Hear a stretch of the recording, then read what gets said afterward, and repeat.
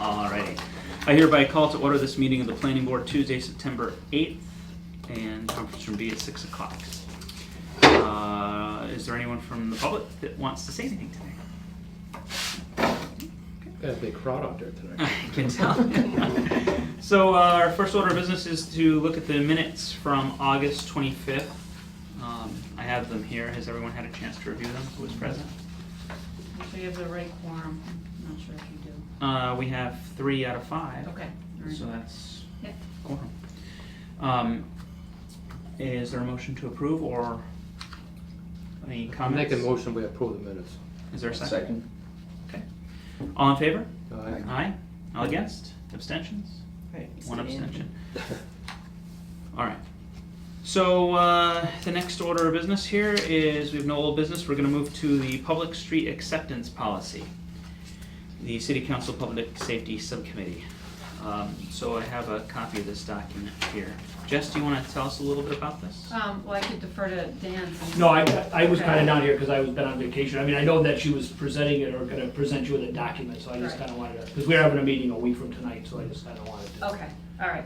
So the Public Safety Subcommittee for City Council has been working on this. Several of you attended a meeting many months ago where we sat down with the subcommittee to discuss the protocol and changes that they wanted to see, and we sort of just bounced ideas around on what would make most sense. And so this is what was sent to me in June, July, and I marked up my comments and sent it back to the committee, and I've also provided you with a markup of my comments.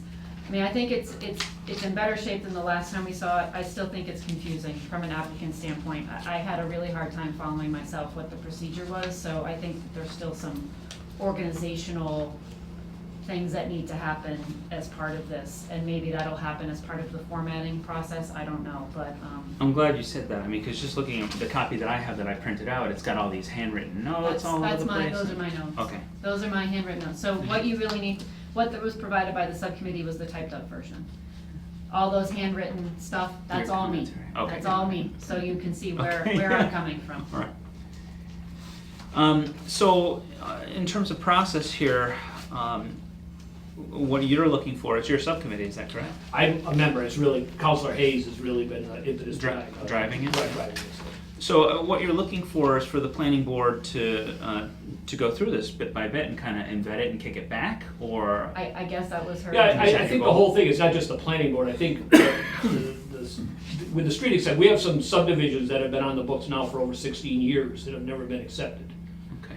And we lose Chapter 90 money because if they're not accepted by the city, then the state doesn't pay for that mileage of road. So this was an attempt, at least in mine, I don't want to speak for the rest of the committee, so I'll just speak my opinion. This was an attempt to try to get a process where if someone comes in with a subdivision, they kind of have to almost preload the street acceptance into their plan that comes to the planning board and to any other boards, conservation, this, again, I don't know this, I should have brought my document with me, it would be easier, but, so this was kind of a thing to just sort of Bring it to the forefront. consolidate one of your, and again, I don't want to go, but like what happens a lot is we're looking at a street acceptance now of a project that's been approved.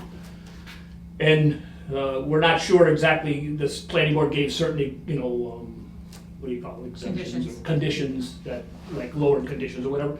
And there's a little bit of damage, so, kind of we'd like to avoid, so now we may have to hold up the contractor and say, well, you gotta repair these.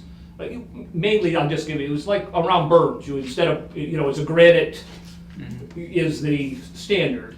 The planning board decided to let them go with macadam berms, which is fine, but when they're still building, construction equipment breaks the berms down, plowing breaks the berms down, so we're not gonna accept them until the berms are put back. So it's that type of stuff, so we're just going through. And so I think we're just trying to I don't know if the contractors always know that. I think sometimes they think and maybe they should, but if once the planning board says this is all you have to do, maybe they don't know that to get it approved, you may still have to come back and make improvements to get it back up to what the standard of the planning board was, Okay.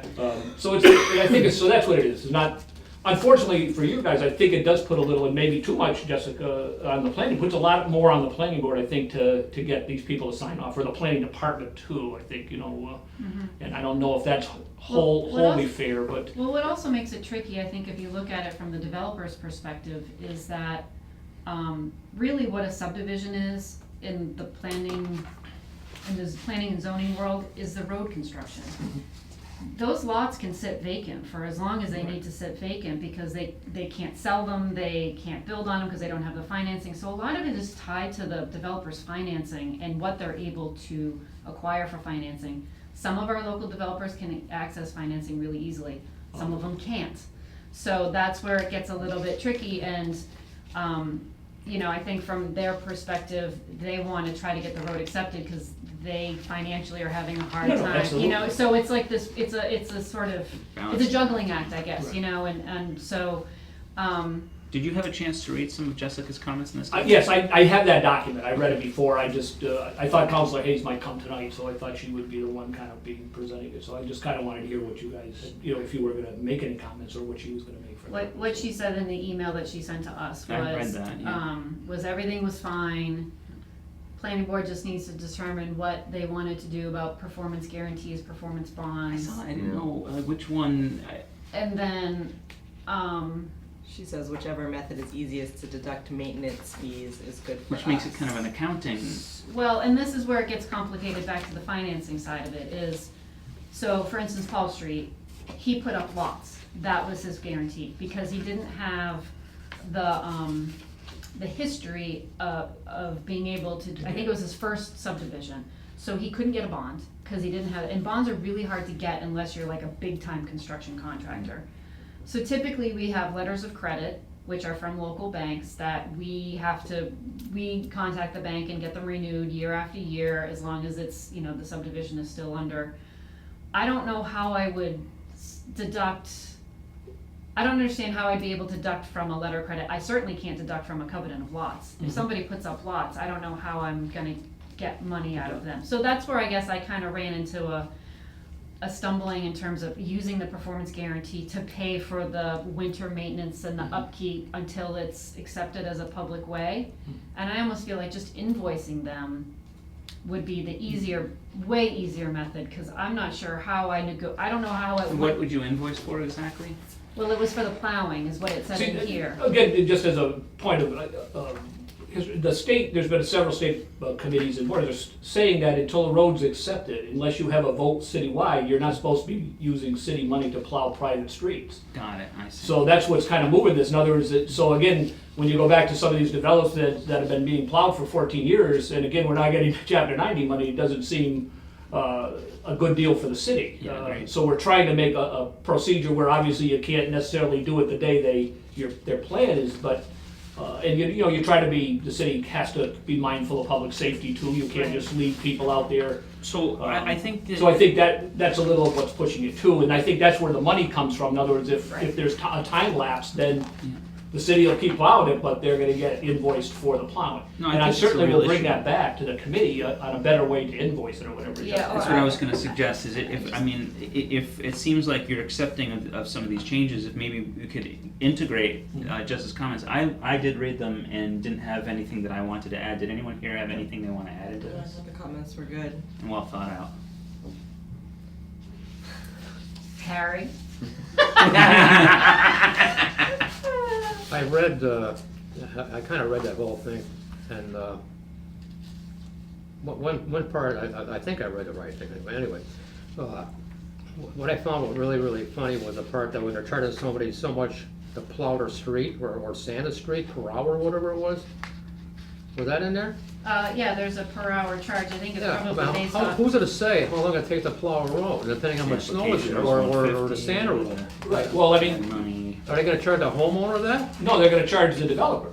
The developer has the road. In a planned business, in a Okay. planned development, Who, the development owns the road. It's not Is somebody gonna go out there and watch them how long it takes to plow the road or sand the road? I mean, who's to say? Who's the enforcer? Is that what you're saying? Yeah, I mean, Harry, if I get what the committee has said in the past, if a contractor has the equipment and the expertise and it can do it to the city's satisfaction, they can plow the road themselves and not get invoiced.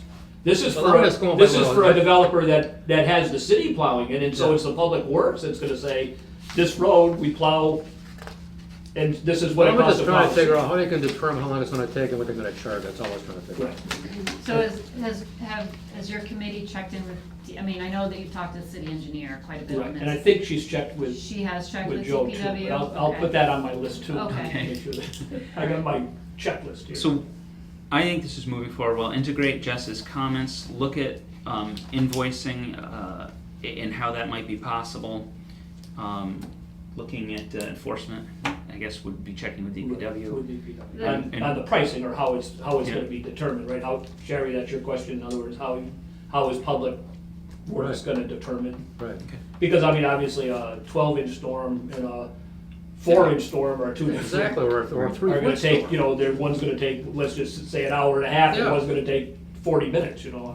Now, you're talking about the whole development, then, you're just talking about, you know, like one single house or something, you're Right. talking about the whole. You're talking just the roads. you The know, whole street, roads yeah. and the- Okay.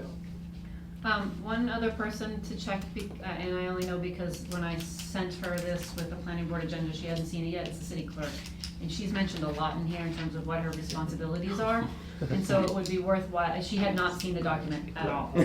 So I just wanna make sure, and I asked her, I said, if you wanna look it over and just provide comments to me in email that I'll provide to the board, but I feel like your committee and. Should do it direct. There should be some direct correspondence with her. There was a little bit of back and forth also between Jen and Barbara today about whether it's gonna be an ordinance or whether it's gonna be a policy procedure, and I don't know what the answer to that. I think I actually made a note of that as well. My first thing, is this being incorporated into general ordinances, or is this just the rules and regs to be maintained by council? Her So- email says that it will be an ordinance. The email she sent earlier today. Jen or Barbara? I don't know if you were. Counselor Hayes. Oh, okay. Yeah, it says this will be an ordinance, so we'll possibly need a hand getting it formatted for that. Right, and then Barbara responded and Oh, said. that was we have- after. Yeah, that was Sorry. after. I don't think Okay. you guys were all CC'd on that. So- So there's question on that too. Okay. So you got some good moving points to go forward Absolutely, with. to come back, right. But I'd love to add, just on a personal level, that I think it is an important issue, and it's, No, I'm no, glad you absolutely. guys are pushing it, so. No, I can't wait to see the next version. I appreciate that. It's been a long time coming, but. There's also some new requirements, it seems, that are different than what's existing now, so there's not public hearings, you don't have public hearings for street acceptance, they're just you're not required to have a I don't public think we're hearing. required to. Do you have them anyway? I'm trying to think the last time we actually accepted, we did accept one, not in the last year, autumn, I think it was autumn in, Yes, Willow.